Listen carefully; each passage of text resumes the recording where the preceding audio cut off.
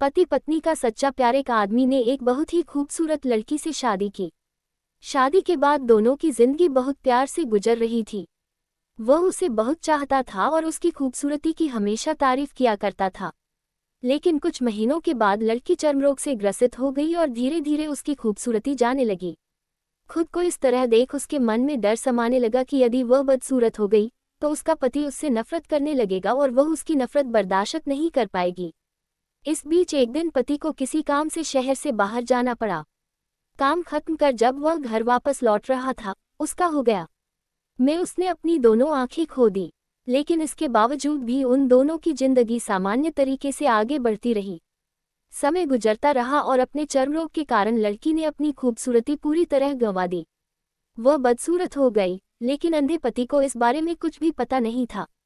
इसलिए इसका उनके खुशहाल विवाहित जीवन पर कोई प्रभाव नहीं पड़ा। वह उसे उसी तरह प्यार करता रहा। एक दिन उस लड़की की मौत हो गई। पति अब अकेला हो गया था। वह बहुत दुखी था। वह उस शहर को छोड़कर जाना चाहता था।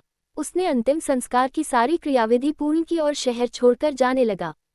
तभी एक आदमी ने पीछे से उसे पुकारा और पास आकर कहा, अब तुम बिना सहारे के अकेले कैसे चल पाओगे?